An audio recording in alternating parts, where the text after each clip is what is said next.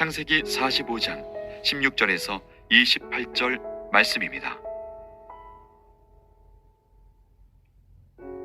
요셉의 형들이 왔다는 소문이 바로의 궁에 들림에 바로와 그의 신하들이 기뻐하고, 바로는 요셉에게 이르되 내 형들에게 명령하기를 너희는 이렇게 하여 너희 양식을 싣고 가서 가나안 땅에 이르거든 너희 아버지와 너희 가족을 이끌고 내게로 오라. 내가 너희에게 애굽의 좋은 땅을 주리니 너희가 나라에 기름진 것을 먹으리라. 이제 명령을 받았으니 이렇게 하라. 너희는 애굽 땅에서 수레를 가져다가 너희 자녀와 아내를 태우고 너희 아버지를 모셔오라. 또 너희의 기구를 아끼지 말라. 온 애굽 땅에 좋은 것이 너희 것임이니라. 이스라엘의 아들들이 그대로 할세 요셉이 바로의 명령대로 그들에게 수레를 주고 길양식을 주며 또 그들에게 다 각기 옷 한 벌씩을 주되 베냐민에게는 은 300과 옷 5벌을 주고, 그가 또 이와 같이 그 아버지에게 보내되 수나귀 10필에 애굽의 아름다운 물품을 실리고 암나귀 10필에는 아버지에게 길에서 드릴 곡식과 떡과 양식을 실리고, 이에 형들을 돌려보내며 그들에게 이르되 당신들은 길에서 다투지 말라 하였더라. 그들이 애굽에서 올라와 가나안 땅으로 들어가서 아버지 야곱에게 이르러 알리어 이르되 요셉이 지금까지 살아있어 애굽 땅 총리가 되었더이다.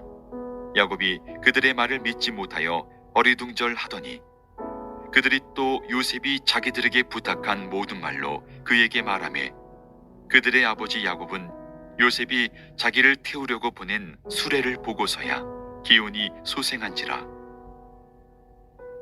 이스라엘이 이르되 조카도다. 내 아들 요셉이 지금까지 살아있으니 내가 죽기 전에 가서 그를 보리라 하니라.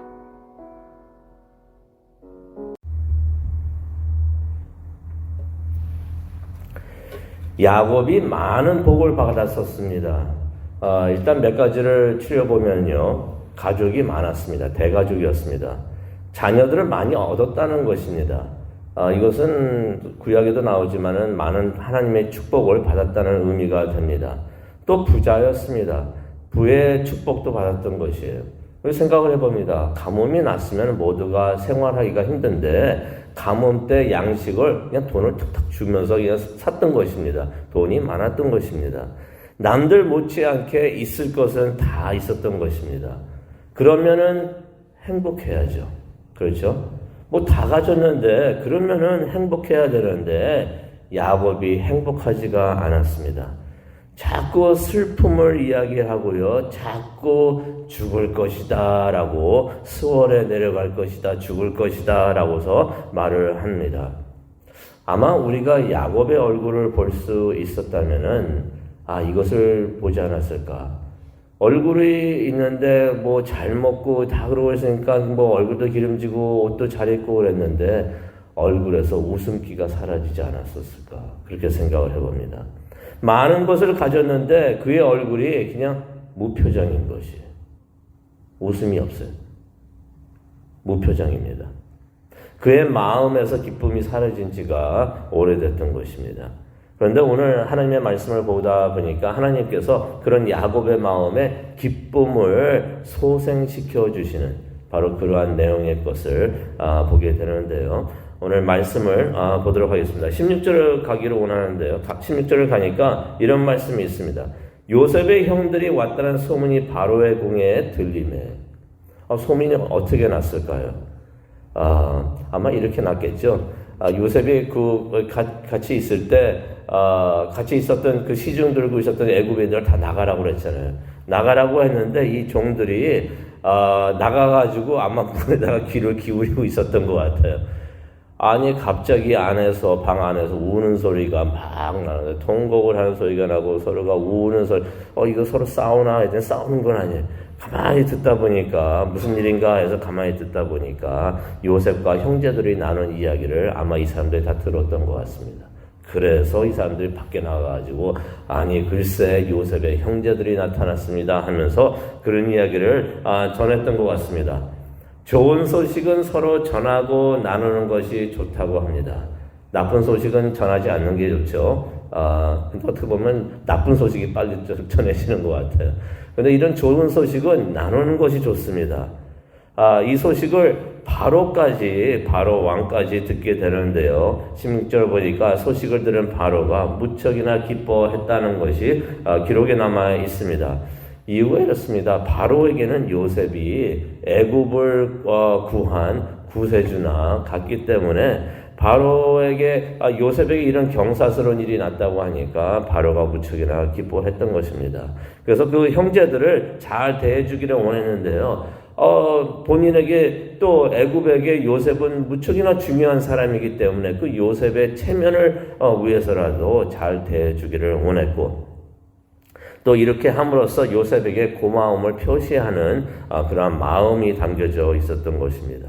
그래서 바로가 요셉의 형제들에게 어떻게 잘 대접을 해주냐면은 가나안에 가서 가족을 다 데리고 오라라고 말을 합니다. 그리고 또 애굽에서 가장 좋은 땅을 주겠다라고 약속을 합니다. 그러면서 이제 19절을 가겠는데요. 19절 가니까 이런 말을 합니다. 이제 명령을 받았으니 이렇게 하라. 이제 요셉에게 말을 하죠. 내가 이렇게 하기를 원하니까 그렇게 하라라고 말을 합니다. 그러면서 너희는 애굽 땅에서 수레를 가져다가 너희 자녀와 아내를 태우고 너희 아버지를 모셔오라. 아버지를 모셔오라고 하는데 수레를 갖고 가서 아버지를 모시고 오라. 여기서 이 수레 좋은 게 없었나 왜 수레를 가지고 가라 하는가. 당시에는 이 수레가 최고의 교통수단이었던 것입니다. 그래서 이렇게 잘 대해주면서 아버지를 가족을 데리고 오라라고서 그렇게 잘 대해줬던 것입니다. 그랬더니 이제 21절에도 보니까 요셉은 형제들에게 먹을 것도 충분히 챙겨줍니다. 그래서 잘 갔다 오십시오라고 말을 합니다. 그러면서 요셉이 또 형제들에게 그것만 이렇게 해주는 것이 아니라 새 옷을 선물로 주었다. 새 옷을 선물로 주었다라는 말씀이 22절에 나오는데, 여기서 새 옷이라는 것이 큰 의미가 있습니다. 이 새 옷을 주면서 베냐민에게는 은 300개와 옷 5벌을 주었다라는 말이 나오는데요. 새 옷이라는 것은 한국에서도 그런 일이 있죠. 새 학기가 시작하고 새 학년이 시작하고 그러면은 어렸을 때 아이들한테도 새 옷을 입혀가지고 또 학교에도 보내고 그런 일이 많이 있었는데, 이 새 옷은 새로운 시작을 의미를 합니다. 요셉이 형제들에게 새 옷을 주었다는 것은 이제 애굽에서 새로운 삶을 개척해 갑시다. 새로운 삶을 시작합시다라고 그렇게 의미 있는 선물을 주었던 것입니다. 이제 슬픔은 지나가고 기쁨의 삶을 살자. 우리가 다 화해하고 이제 이렇게 했으니 이제 기쁨, 웃으면서 이제 삽시다 하고 그러한 의미에서 새로운 옷을 주었는 걸로 생각이 듭니다. 그러면서 이제 요셉이 이런 말을 하죠. 24절을 가기를 원하는데요. 24절을 가니까 그렇게 다 해주면서 그 형제들을 보내면서 이런 말을 합니다. 그런데 가는 길에 서로 다투지 마십시오. 서로 싸우지 마십시오라고 말을 합니다. 성경을 보다 보면은 그런 생각이 들 수가 있어요. 이거 갑자기 무슨 생뚱맞은 소리인가. 아니, 이렇게 좋아하고 잔치도 하면서 이렇게 즐겁게 이렇게 보내고 이렇게 또 집에 가고 있는데 서로 싸우지 말라니 무슨 말인가. 형제들 사이에 그런 기미가 보였던 것이에요. 서로 다투는. 그런 기미가 없었으면은 요셉이 이런 말을 안 했겠죠. 그런데 그런 기미가 보이니까 요셉이 형제들에게 말을 합니다. 그런데 가다가 싸우지 좀 마십시오. 서로가 누가 잘못했는지 20년 전에 누가 이래서 내가 그러지 말라고 하지 않았냐 하면서 서로가 잘못을 지적하면서 이제 책망하고 있었던 그런 기미가 보였던 것입니다. 그런 게 필요할 때도 있습니다. 잘못을 지적하고 잘못을 또 회개하면서 그렇게 할 필요가 있고 그럴 때가 있지만은 지금은 그럴 때가 아니에요. 지금은 기뻐하면서 잔치를 할 때입니다. 그 분위기 보면서 해야지 계속 잔치하고 기뻐하고 그래야 되는데 계속 그냥 안 좋은 이야기 하는 것, 그것도 참 문제입니다. 그런 일이 있죠. 아들이 큰 실수를 했어요. 아버지가 아끼던 것을 깨트렸습니다. 그래서 아버지가 왔을 때 아들이 아버지에게 와서 잘못했습니다. 이거 내가 깨트렸습니다. 하니까 아버지가 그러냐 참 아깝지만은 뭐 어떡하겠냐 하면서 용서를 해줬습니다. 그런데 그 다음날 또 아버지가 집에 돌아왔는데 직장에서 집에 들어왔는데 아버지가 그 아들이 또 아버지한테 오더니 아버지 어저께 그거 중요한 거 아버지가 아끼시던 거 제가 또 깨트렸습니다. 죄송합니다. 그래 또 어저께 용서해줬잖아. 그러면서 이제 괜찮다라고 말을 하는데 그 다음날도 또 아들이 와가지고 그냥 아버지 제가 또 그거 깨트렸습니다. 아버지가 용서해줬으면은 용서받은 것을 깨닫고 기뻐할 줄 알아야죠. 계속해서 그렇게 안 좋은 마음을 가지고 있는 것도 그것도 좋지 않은 것입니다. 요셉이 어떤 일을 했습니까? 이렇게 이런 일을 일어났던 거 이거 하나님이 하셨던 일이고 하나님이 나를 애굽에서 일로 보내주시기 위해서 이 모든 것이 이렇게 됐었습니다 라고서 말을 하면서 슬퍼하지 말고 마음 아파하지 말고 고민하지 말고 근심하지 말고 기뻐하십시오 라고서 요셉이 그런 말을 전했는데 아마 형제들 사이에서는 계속해서 그 이야기를 했던 것 같습니다. 그러니까 요셉이 말을 합니다. 그러지 좀 마십시오. 이제는 기뻐할 때입니다. 라고서 다투지 마십시오. 라고 지금은 즐거워해야 되는 시간입니다. 라고 말을 해주고 있는 것입니다. 그런데 이제 집에 돌아온 형제들이 아버지 야곱에게 요셉의 소식을 전합니다. 26절을 가기 원하는데 26절을 가니까 요셉이 살아있고 지금 온 애굽 땅에 총리가 되어 있습니다 라고 말을 합니다. 그랬더니 야곱이 어리둥절했다라고 기록이 되어 있는데요. 그랬더니 27절 중요한 말씀이 나와 있는데요. 한번 보도록 하겠습니다. 그들이 또 요셉이 자기들에게 부탁한 모든 말로 무슨 말이냐면요. 요셉이 살아있습니다. 애굽의 그 총리가 바로 요셉입니다 라고 말을 하니까 아버지가 믿지를 못하는 거예요. 그랬더니 아들들이 그 아버지를 이해시키려고 어떻게 했는가. 요셉이 했던 모든 말을 다 전했다라고 말을 하고 있습니다. 여기서 모든 말이라는 게 참 중요한데요. 모든 말이라는 것은 어떤 것을 의미하는가. 하나님이 계획하셔가지고 요셉을 그 가족들보다 먼저 애굽에 보내셨던 일. 20년 전에 있었던 일이죠. 그 일까지도 모든 것을 전했다는 것입니다. 그런데 그 일을 말하려면은 하나님이 하신 일이고 하나님께 20년 전에 먼저 보내셨네요 라고 그런 말을 하려면은 무슨 말까지도 해야 됐을까요? 자신들이 그렇게 시기질서하고 기분 안 좋게 생각하고 있었다가 꽁 해가지고 있었다가 나중에 요셉을 죽이려고 해서 노예로 팔았던 그 이야기까지도 20년 만에 아버지에게 했었어야 됐다는 것입니다. 그 이야기만 하고 지나갔을까요? 아버지 그때 20년 전에 내가 이랬었는데 잘못했습니다 라고서 아들들이 아버지에게도 용서를 구했을 것입니다. 진실이라는 게 이렇습니다. 진실 그냥 덮어두고 시간이 지나가면은 누가 신경 쓰겠나 하고 생각이 들 수도 있지만은 그래서 진실은 또 이것을 다 밝히면은 서로 불편해질 것 같다라는 생각도 들지만은 진실은 마음의 짐을 덜어줍니다. 어쩌면 야곱 지난 20년간 말을 못했지만 성경을 읽다 보면 그게 보여요.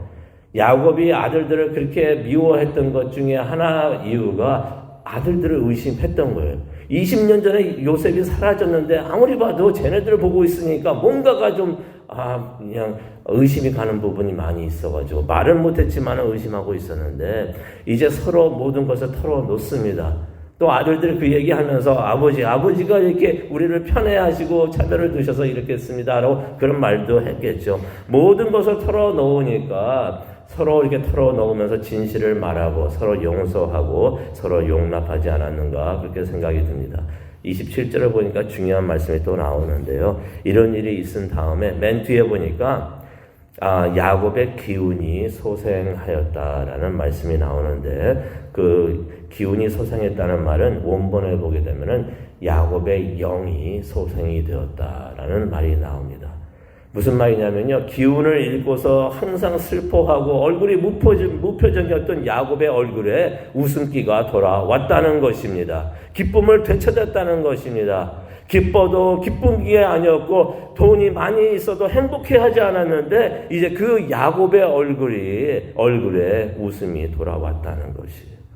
이는 요셉이 살아있었기 때문에 아들 하나를 찾아서 그런 것이 아니라 이 본문 말씀을 보게 되면은 야곱이 그 요셉뿐만이 아니라 잃었던 그 10명의 아들들도 함께 찾았기 때문에 야곱의 얼굴에 기쁨이 들어오고 또 그렇게 행복함을 찾지 않았는가 생각이 듭니다.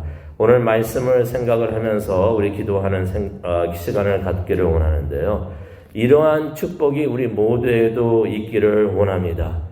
우리에게도 영이 소생되는 기쁨이 우리에게도 함께 하기를 원합니다. 하나님을 믿고 또 하나님을 섬긴다고 하면서 그런 분들 계세요. 얼굴이 항상 심각해요. 항상 슬픔이 있어요. 기쁨이 없습니다. 항상 무표정이에요. 뭔가가 못마땅해가지고 항상 그런 게 있는데 그거 마음속에 그러니 그거 어떻게 합니까? 우리 모두에게도 기쁨이 소생이 되고 웃을 수 있는 그러한 하나님의 축복의 영이 함께하기를 원합니다. 이러기 위해서는 우리가 사랑으로 항상 진실을 나누고 이럴 때 우리의 영이 소생되는 줄로 믿습니다. 그러한 영이 나와 우리 가정에 또 우리 교회에 함께하여 주시옵소서. 이런 기도를 하나님께 올려드리는 이 아침 되기를 원합니다. 우리 다 함께 기도하시겠습니다. 사랑과 은혜 충만하신 하나님 아버지 감사합니다. 야곱의 영이 소생되는 것을 우리가 말씀을 통해서 봅니다. 하나님께서 그렇게 야곱과 그의 가족들을 축복하시는 것을 보게 되니 정말로 감사합니다. 이러한 축복이 우리에게도 임할 수 있도록 하나님 은혜 내려 주시옵소서. 물질이 줄 수 없는, 이 세상에 줄 수 없는 그 기쁨, 그 웃음, 하나님께서는 우리에게 주실 줄로 믿습니다. 하나님이 주시는 그 기쁨을 얻고서 감사하고 또 평안하게 삶을 살 수 있도록 하나님 인도하여 주시옵소서. 그것을 위해서 기도하는 이 아침 되기를 원합니다. 성령님이 함께하여 주시고 인도하여 주시옵소서. 감사합니다. 예수님의 이름으로 기도합니다. 아멘.